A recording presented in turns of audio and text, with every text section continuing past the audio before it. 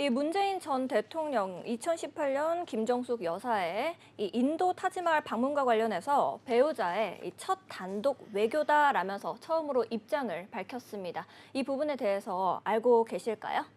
일단 이 살다 이제 그 관광도 이제 단독 외교라고 그러면 저도 사실 이 타지마할 제 부모님이랑 여행을 갔었거든요. 네네. 그럼 저도 외교한 거네요. 저도. 네, 저도 인도 정부랑 외교를 한 건데 지금 보면 이 문재인 전 대통령이 참 이 안 해도 될 이 그 그렇죠. 책을 내는 네. 바람에 이게 네. 결국 이게 책 장사입니다. 책 장사. 네. 책 장사인데 거기서 정말 말도 안 되는 그 글을 쓰는 바람에 본인한테 지금 굉장히 지금 마이너스가 될 것 같은데 네. 어떻게 이 타지마할 관광을 어떻게 이 외교라는 표현을 쓰냐.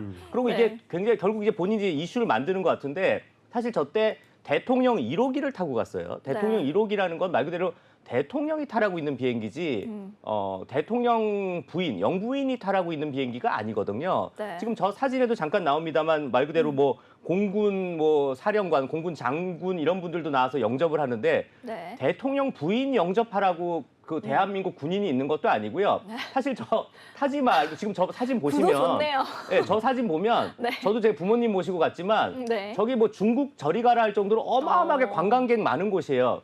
제가 볼 때 저거 다 통제한 걸로 보입니다. 그렇죠. 통제했으니까 저럴 텐데 그렇죠. 저거 자체가 어마어마한 어떻게 보면 인도 정부의 한 갑질이 아닐까. 네. 그리고 굉장히 나라 망신이 아닌가라는 생각이 듭니다. 강신호 변호사님은 좀 하여튼 어떻게 지금 생각하실까요? 저거는 그 문재인 정부, 문재인과 김정숙 씨의 어떤 그 도덕성을 적나라하게 보여주는 것이거든요. 지금 이제 김세희 대표가 잘 얘기했듯이 저 타지마할이라고 하는 것은 지금 그걸 단독 외교라고 하는 식으로 이렇게 포장을 하고 있는데 실제로 보면은 관광이 분명합니다. 네. 왜 그러냐면 그 전에 사실은 문재인하고 김정숙하고 인도를 갔다 왔어요. 그랬는데 그때 저 타지마할을 못 본 겁니다. 네. 그 버킷리스트에 들어있었는데 그걸 못 보니까 버킷리스트요. 네, 저기를 이제 가고 싶었던 건데 원래는 도종환 그때 장관을 초청을 한 거죠. 문체부 장관. 이건 확인된 네. 겁니다. 네. 그랬는데 지금 문재인은 김정숙이를 초청했다라고 지금 거짓말하고 있는 겁니다. 그건 거짓말이 확실합니다. 네. 인도 왜냐하면 측에서 이제 보내달라고 네, 인도에서 초청했다 보내라고 하죠. 한 거는 네. 장관을 요청한 거지 네. 지금 여사를 요청한 게 아니거든요. 네. 근데 그거에 대해서는 사실과 다른 얘기를 문재인 대통령이 하고 있는 겁니다. 그걸 이제 배현진 의원이 네. 국회에 있을 때 분명히 그것을 확인했다라고 얘기하고 있습니다. 네. 자, 그것도 문제고 첫 번째 거짓말하는 게 문제라고요. 네. 그러면서 자기가 상남자 지금 티를 내고 있는 거예요. 상남자 어디서 들었나 봐. 내 마누라를 지키겠다. 이런 얘기입니다. 근데 제가 볼 때는 하남자입니다. 박수갈채를. 하남자.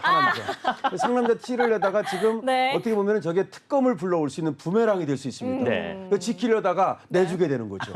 지금 얘기가 저기 14명의 경호원이 따라가고요. 40명의 수행원이 따라가고요. 그리고 그때 쓴 돈이 3억 7천만 원입니다. 문다에는 300만 원 갖고도 어이고 그러는데 네. 3억 7천만 원을 썼고 그때 공군 1호기 대통령 전용기라고 그래요. 거기 들어간 돈이 2억 5천만 원입니다. 아이고야. 요리사 데려가고 미용사 데려가고 난리 떨었어요. 그냥. 그랬는데 그걸 지금 쉴드 치기 위해서 저렇게 하남자가 되고 있는 문재인 참 안타깝습니다. 네, 알겠습니다. 그러면 계속해서 이제 문재인 전 대통령의 이 회고록과 관련해서 이야기를 좀 나눠볼 건데요.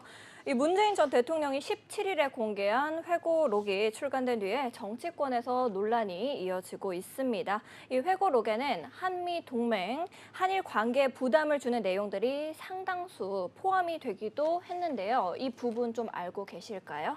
자, 일단 이 책 장사하려고 시작했다가 본인이 지금 일을 굉장히 키웠는데 이게 결국은 보면 이 책이 아까 말씀하신 것처럼 이제 한미 관계 그리고 한일 관계에서도 굉장히 악영향을 미치는 책이 분명합니다. 그래서 지금 대통령실에서도 그냥 굉장히 불쾌감, 뭐 그럼. 언급할 자체도 없다라고 하는데 사실 오히려 국민의 입에서는 땡큐라고 하는 이유가 결국 이 이슈를 다시 끄집어낸 겁니다. 네. 결국 이게 타지마할 이 어마어마한 지금 쏘아올린 공이네요. 네, 이게 결국은 이게 결국 보면 거의 한 6억 원 정도 일단 드러난 액수만 한 6억 원이 국민의 피 같은 세금 6억 원 가량이 쓰인 사건인데 네. 지금 이거 결국 뭐 이재명 민주당 대표가 뭐 부산에서 서울 가는데 쓴 헬기 비용 이런 거랑은 아예 수준이 다르네요. 뭐 어마어마한 액수인데 네. 결국 이 사건이 결국 이제 김건희 여사 특검과 마찬가지로 김정숙 여사 특검으로 가야 되는 거 아니냐라는 그 여론을 불러일으키는 데 대해서는 굉장히 큰 공을 세웠다. 문재인 대통령의 이 책이 그렇죠. 그렇게 생각할 수 있을 것 같습니다. 네, 이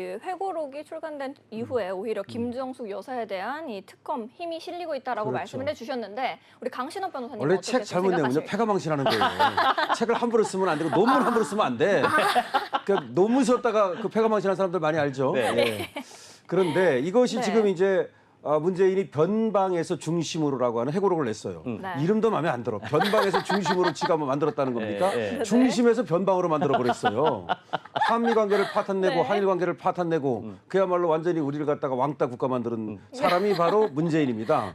그런데 뭐라고 말하느냐면 일본을 비판하기를 속 좁은 모습, 도량 없는 나라, 추락한 나라 이런 식으로 이제 일본을 비판합니다. 네. 그리고 나서는 또 트럼프 대통령을 비판하기를 네. 북한의 제안 내용조차 제대로 이해를 못했다. 트럼프가. 이 트럼프가 들으면 다시 대통령 될지 모르는데 그렇죠. 네. 완전히 문재인 잡아가려고 할지도 몰라 지금.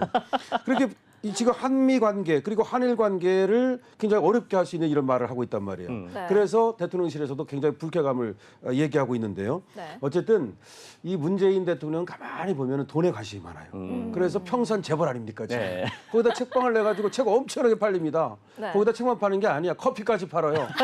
거기서 또 뭐 여러 가지 또 사진도 찍고 뭐 그래가지고 조국 책도 많이 팔아줬거든요. 네. 거기서 한번 재미를 본 것 같아. 네. 하여튼 책 팔려다가 근데 이게 특검 네. 받게 생겼습니다. 네. 네, 그러면은 계속해서 이 문재인 전 대통령의 회고록 관련해서 말씀해 주신 걸 좀 정리해 보면 네. 김용호 이 통일부 장관이 북한의 비핵화 진정성을 믿었다라는 이 문재인 전 대통령의 회고록 내용과 관련해서 이 정세를 오판하는 결과를 가져올 수 있다라는 이 비판의 목소리를 냈습니다. 이 부분에 대해서는 우리 김세희 대표님 어떻게 생각하고 계실까요? 네, 정말 저도 이 책을 읽어보진 않았습니다만 뭐 읽어볼 생각도 없고요. 굳이 뭐 사봐야 누구 좋으라. 저는 이 기사들을 봤는데 네. 처음에 이 기사 처음 났을 때 제가 정말 어이가 없어가지고 네. 자기는 김정은을 100% 믿었다. 왜냐? 네. 김정은이 나는 이 북핵을 나쁜 데 쓸 게 아니다. 글쎄 말이야. 우리 나라를 지키는 데 쓴다. 아니 이 세상에 무기가 자기 네. 나라를 지키는 데 쓴다라는 뭐 이런 황당무계한 일이 어디 있어? 글쎄 그리고 말이야. 이 무기는 절대 네. 쓸 생각이 없다. 그럼 무기를 만들지 말았어야죠. 그렇죠. 이런 말도 안 되는 소리 하고 있는데 역시 우리 김용호 통일부 장관이 좋은 지적했습니다. 예. 아니 살다 히틀러의 말 듣는 거랑 똑같다. 그렇죠. 히틀러가 네. 나는 다른 나라 침공 안 할 거다라는 그 당시에 뭐 영국 총리 네빌 체인벌리 당시 영국 총리가 난 히틀러를 믿는다. 히틀러는 다른 나라 침공 안 할 거다. 이 얘기랑 똑같은 얘기입니다. 아니 살다 나는 북핵을 물론 만들지만 이걸 절대 사용할 생각이 없다. 이런 말 같지도 그러니까. 않은 그 내용을 뻔뻔하게 책을 냈다라는 게 정말 저는 네. 실소를 금치할 수 없을 것 같습니다. 네. 알겠습니다. 그럼 강신업 변호사님 처음부터 끝까지 북한 수석 대변인입니다. 북한 수석 대변인 하고 있는 건데 지금 북한을 갖다가 변호하고 있는 거예요. 뭐 네. 변호사가 지금 뭐 북한 변호하라고 지금 변호사 자격증 딴 것도 아닐 텐데 말이죠. 자, 그런데 어쨌든 지금 얘기하는 것처럼 김정은이를 믿었다 이런 얘기입니다. 네. 네. 근데 지금 이제 김영호 통일부 장관이 그 히틀러 믿는 거랑 똑같다.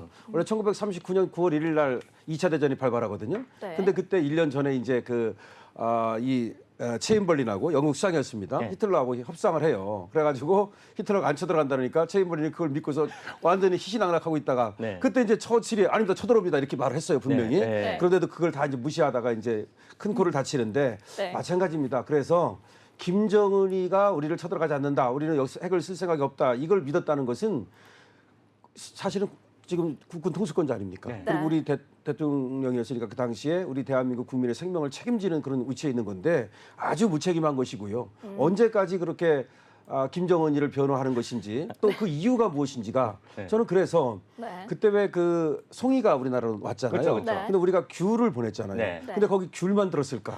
저 이런 생각이 있단 말이야. 그러니까 도보다리에서 USB를 줬잖아요. 네, 네. 거기 뭐가 들었을까? 그렇죠, 그렇죠. 하여튼 그래가지고 특검을 해야 된다. 네. 이 특검을 해야 된다고 특검. 생각합니다. 문재인 네. 특검을 여러 가지 맞네요, 저 할 게. 도보다리라든가 뭐 저기 네. 귤 상자라든가 네. 포함해가지고 네. 서해 공무원 피격 살해 사건 그렇죠, 등등 그렇죠. 이 특검을 해야 되는데 문재인 특검이 급하다. 최상병 특검 이런 거 지금 자꾸 얘기하잖아요. 오늘도 뭐 또 네. 그런 것 때문에 지금 또 말이 많은데 지금 진짜 해야 될 것은 문재인 특검이다. 맞습니다. 이렇게 네. 생각을 합니다. 알겠습니다. 두 분 이야기 들어봤는데요. 그러면은 다음 이슈로 바로 넘어가 보도록 하겠습니다.